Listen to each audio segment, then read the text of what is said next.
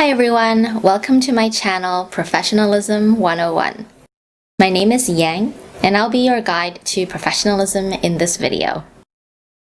First, a bit about myself. I've worked for many sectors including banking, nonprofit, government, and academia in the US and Canada. And there were a lot of implicit expectations when it came to professional norms.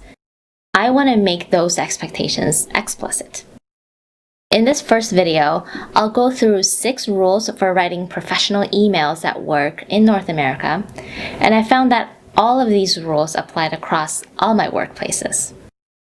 Keep in mind that if you know your workplace or manager prefers different standards, by all means do that.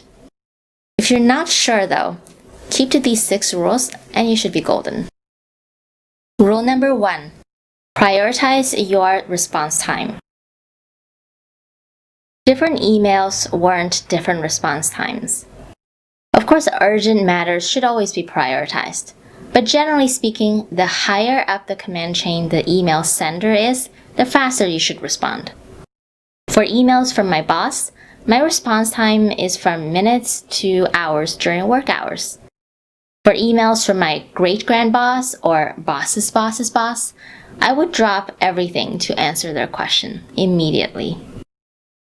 I wasn't doing this to suck up to upper management, but because I got reprimanded for answering a higher-up's question too slowly. You don't have to follow my exact response time. You can figure out what's acceptable in your organization. But generally speaking, higher-ups' emails should be prioritized. Also worth noting is that when you can't provide an answer quickly, you should still acknowledge the email and tell them when you can respond. I've sent out emails that were left unacknowledged, which left me wondering if they ever received it, or are they working on what I asked for and just not updating me? Don't let people think you're not working on their email if you are actually working on it. Rule number 2. Address people with "Hi" first name. The default greeting should be "Hi" followed by the first name for anyone in your organization or people you work with. Don't use "hello" because it's too formal and distant. And don't use "hey" because it's too casual. I've actually had a manager complain about someone using "hey" in an email. Use first names, unless they have a doctorate, in which case use doctor followed by their last name if you're not sure whether they prefer to go by the first name. People rarely insist on the doctor title in my experience, but you can play it safe. Mr. and Ms. will come off as too formal, and you risk addressing someone by the wrong title. As someone who has been addressed by the wrong title, I can tell you it doesn't ingratiate the email sender to me. Remember that this applies to regular work communications, not cover letters, solicitation letters, or cold emails. They tend to be more formal. Rule number 3. Content should start with a conclusion and be concise. Your emails should start with a conclusion.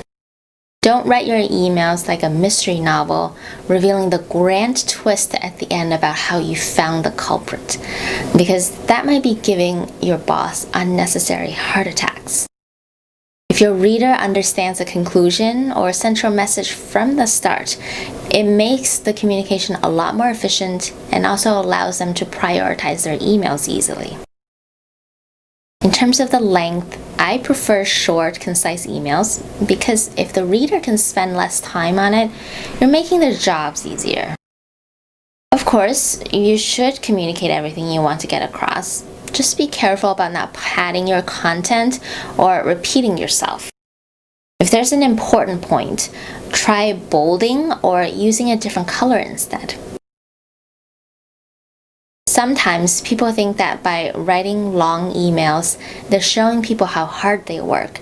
But if you're concerned about how your work efforts are perceived, you should discuss that with your manager in a meeting. Rule number 4.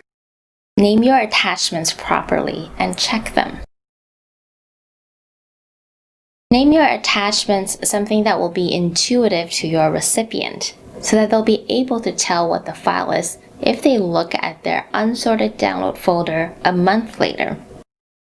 Remember that other people have different degrees of overlap with your portfolio, so if you name a file output.xlsx or marchprojectupdate.pptx, it will be confusing to other people later.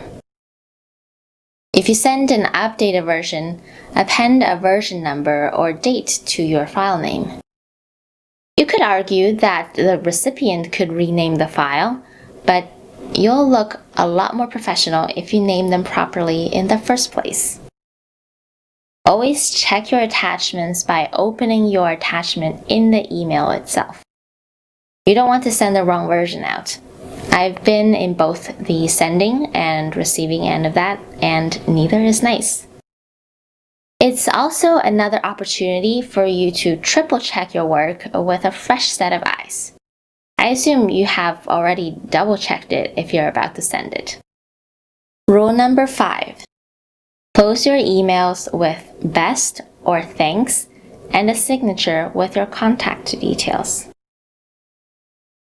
Best and thanks are safe email closers, though they're by no means the only possibilities. You do want to avoid sincere regards or sincerely yours, as they're too formal to use for regular work interactions. Formal is not always better or even just as good. You can come across as out of touch or pedantic. Make sure you set up a signature that includes your name, title, and ways to reach you. You might think your recipient should know how to reach you since you emailed them, but if your email is forwarded, all of that could be lost. You still want your forwarded email recipients to be able to reach you. Rule number 6. Check your recipients. I'm covering this point last because I typically enter the email addresses last due to a fear of accidentally sending an unfinished email. You should always consider the recipients for your emails, particularly if you're responding to an existing chain, since it's too easy to press reply or reply all without assessing who should really be receiving the communication. Only include people who should still be receiving it. Remove people who are no longer relevant, for example, someone who referred you to the person you need to talk to. That person should be removed once you establish the connection and thank them. I also personally hate a long series of reply-alls to a mailing list. If you are calling out someone's mistake, just reply to them privately to allow them to fix the mistake, unless it's a serious breach that other people need to know about. Don't do public shaming accidentally. Only do it when you mean it. I know this is a long list of things to check for in an email, but I promise you it gets easier and eventually becomes like second nature. Thanks for watching my video. If you have any other email tips or professionalism content you want me to cover, please leave a comment below. If you like this video, please click the like and subscribe buttons at your earliest convenience. See you in the next video. Best, Yang.